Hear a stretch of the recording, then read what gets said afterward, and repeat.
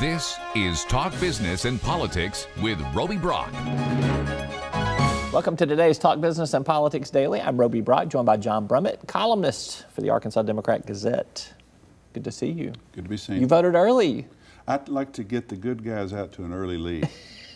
That they were. You know they don't count them still till election night. Well, I know in my heart there's an early lead for my guys. They're not. None of them will win, but they're out to an early lead. That's the way I look at it. An early safety for my guys. There you go. Yeah. So it's 2-0. 2-0. Yeah. And then Alabama takes the field, right? Yeah. Then the Crimson Tide rolls over Arkansas. Get it? A very good metaphor there. Yes, yes. So let's begin with the 2nd Congressional District. We released polling numbers on Sunday that shows that this race really has not moved a whole lot since early September. French Hill does have a little bit bigger lead, and he is over the magical 50% threshold there. Why do you think this race has not changed dramatically in 6 weeks? I think it has changed. I think a 3-point lead at this point is a significant, a 3-point change from a 9-point lead to a 12-point lead is a significant change. I say in tomorrow's column that your poll, always reliable, even though often attacked, as any poll would be, that this poll is as clear as any poll I've ever seen. Over 6 weeks from early September, when French Hill had a 9-point lead to now when it has a 12-point lead, the thing that is different has nothing to do with them. It has entirely to do with the fact that in your poll, Donald Trump's disapproval has gone from 47-44 to 54-42. 6 weeks. Yeah. Major gain for Trump. What happened in those 6 weeks that would have caused that galvanizing of a favorable view of Trump? Obviously, it's the Kavanaugh hearing. And the Republican and conservative resentment of Democratic tactics, of perceived Democratic smears, and rallying against that. And that's what has happened in this race. And in essence, that is a national wave that really, if you're Clark Tucker or French Hill, you really don't have any control over how that tide kind of pulls. Well, it's a national issue. I'm not sure it's a national wave. In a lot of the suburban districts around the country, it's working, I think, the other way. Even as Republicans are coming home to Trump in resentment of Democratic smears, the women, suburban women, it's still believed, are so independent women, even some who might sometimes vote Republican, are so aghast at what happened there, and they remain disapproving of Donald Trump. They want to put him in a corner for 2 years and give him a timeout, basically, is what they want to do. So I don't think it's a national wave in that it applies everywhere. It is a national issue that applied in the demographic and the political temperament here is out of their hands. What could have been different in this race, in my opinion, which is what I express, is that Clark Tucker could have cut his sweet family ads in half at least and spent that money and that time going directly, talking head, taking on French Hill on pre-existing conditions in health care. That's the issue nationwide. It was his issue from the beginning, and I don't think he ever made the case. Didn't even get asked about it in his debate. He did have some ads up, though, that talked about health care being very important to him. He's in a doctor's hospital setting. There was an ad that aired for quite some time on that topic. Didn't it air in the primary more than the general? He was still running it in the general. Yeah. Well, Roby, here's the deal. A nice strolling ad through a hospital about health care is fine. But you got to have some context for it, and the context for it has to be negative. I think Clark Tucker is an incurably nice fellow, very good guy. I think he told me early, and when he was running, he said, "I'm just not a negative campaign kind of guy." Well, it's not negative to passionately address an issue and criticize the person you're running against to make the case that you should replace them. Never, at this point, got made, and in the last 10 days to 2 weeks, heck of a time to try to make it when this cake, as you like to say, seems a little baked to me. Let's move to some of the ballot issues. All right. Supreme Court made some determinations last week and one the week before. We have tort reform and term limits off the ballot. How cataclysmic is that, I guess, if that's the right word there, in terms of that tort reform? Issue 1 was going to be one of the big issues of this ballot cycle. To the TV and station term limits had some serious ramifications, too, for what could have happened up at the state capitol. These were the two big issues. We've still got a casino proposal, but we've gone the state's in the lottery business now. I mean, it's a big deal, but it's not as big a deal as it might have been. The money spent on KATV and others in the last 2 weeks in this would have been in the millions on both sides on issue 1 on tort reform. I had called it the most important issue on the ballot, and it's not going to be there. That's not cataclysmic.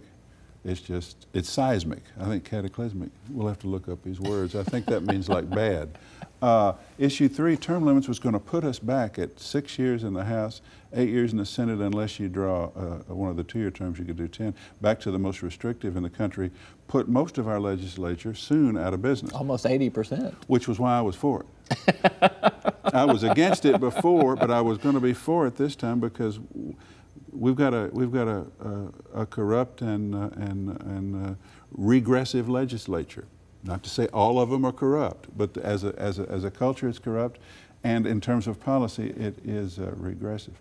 So I was going to vote for it. But those were the 2 things that had the most consequence, and neither will be on the ballot.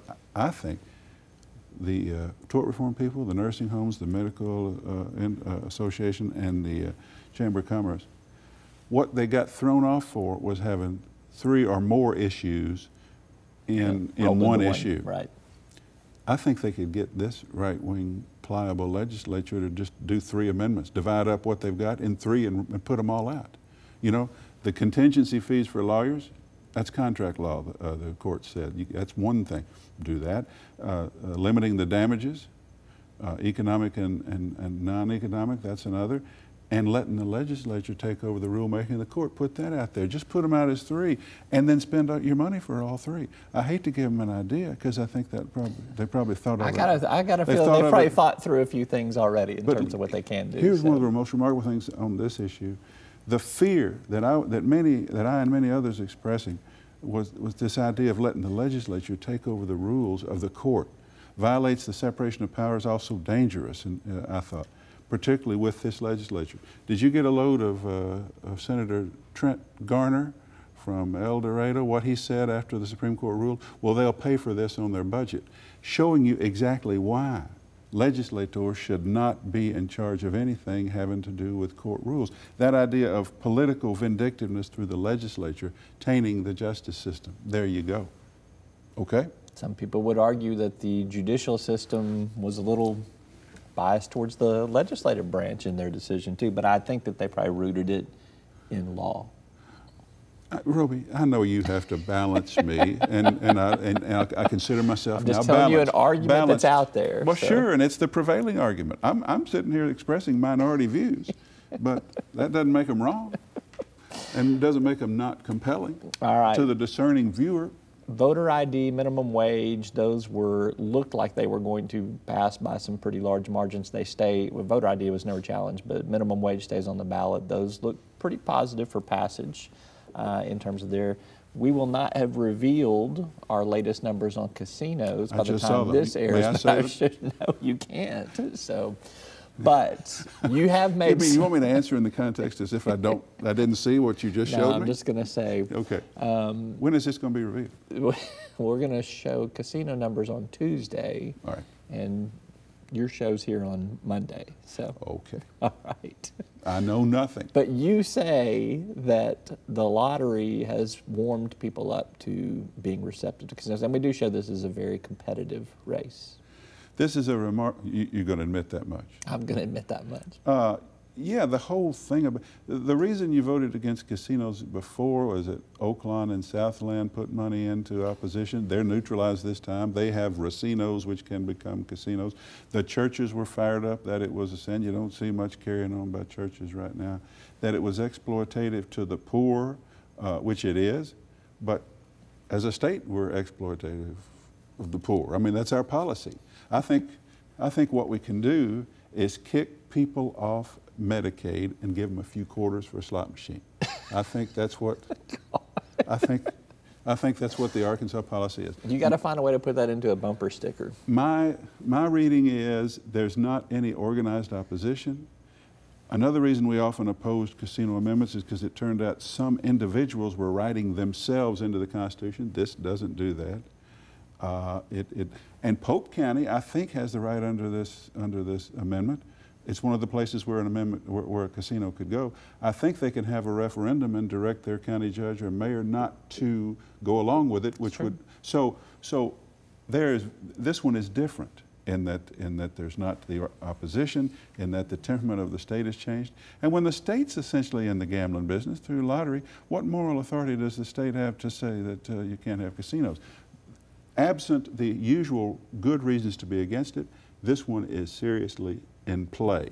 I have no idea what your poll shows, but it is seriously in play. Really, really good there. All right, so we will be able to talk about the governor's race, and we see that Governor Hutchinson and Jared Henderson basically where they were 6 weeks ago too. It's a 60% margin for the governor, 24% for Jared Henderson. It's essentially where it was in early September. Why do you think that race has not changed much? No money from Jared Henderson? Do you know that with very rare exception, Arkansas just loves its governors? We treat them like student body presidents, really. When was the last time we didn't like a Clinton governor? after his first term. Yeah, that's been a while. That was in 1980, and it was a particular case. He was 28, 29 years old. He was too big for his britches, which is the one thing you don't want to be in Arkansas. And so the people scolded him, and they put him right back in after that. And since that time, Huckabee served, what, 10 years? Yep. Had a special election which allowed him to serve 10. Beebe, 8. Asa will now serve 8. He's well on his way to 8. We like them. We keep them in there. It's not, and partly because they don't have to take the partisan positions that you do when you have to vote in Congress. 2, we look at state politics as not as corrupt or dysfunctional or as hated as Washington politics. And 3, the governor also is on TV a lot. He's using that governor's mansion for events. He becomes part of our state fabric, and we feel like we know him. So we're just a state that gets a governor and keeps him. Beyond that, for the conservative purposes, Asa Hutchinson's done a pretty good job. For some moderate purposes, he's done a pretty good job. And Jared Henderson is a great political talent. He is the discovery of this term for Democrats. But nope, I had people sending me emails. I really like Jared, but should I just save my money for some other time? I said, I'm not going to answer that question. You know, it's not for me to say. It's your money, and it's Jared Henderson's case to make.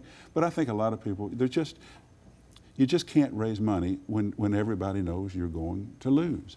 And I think there are a lot of people among those who have seen him, who've paid attention to him, who like what he has to say. But it's a governor's incumbent culture that we have in this state, and absent money to change it or a driving issue, something to make people mad at Hutchinson, it's just a static situation. We'll have to have a conversation. I think there's a couple of good young talents that came out on this new Democratic farm team like who? This session. I think Hayden Shamble is one to keep an eye on in the future. I think Josh Mahoney's run a fine campaign up in the 3rd District.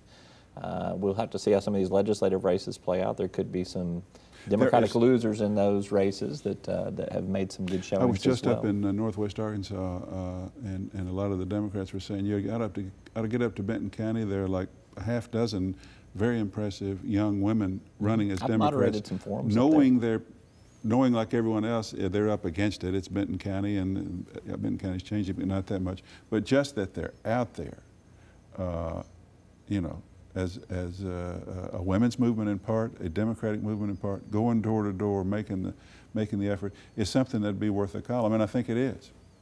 I'm not saying I'm going to get up there and get it done because I just went up there and didn't have time for it, but I need to. There'll be time after the election.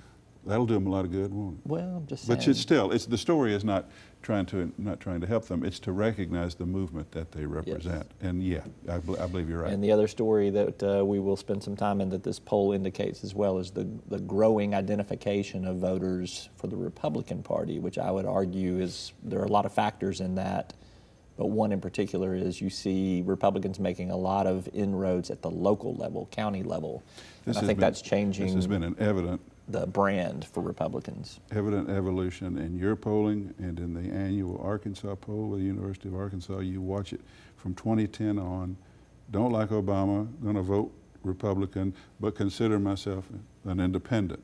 You know, that was what you're saying. Then the independent number continues to decline, and those ayes admit what they are now, and they're comfortable being, which is are. You say it's largely because of the comfortable local culture, which is the same culture that sustained the one-party Democratic control for so many years. So yeah, that and Trump's approval rating in Arkansas is staggering. Yes, it is. Staggering. All right, he's John Brummett with the Arkansas Democrat-Gazette. You can catch his columns 3 days a week in the newspaper, a 4th day online. You got it. Thank you for being here. You bet. All right, that's all for today's program. I'm Roby Brock. Thanks for tuning in. We'll see you next time. Each day, the promise of our nation begins again. Arkansas and America, moving forward. I help make that promise a reality.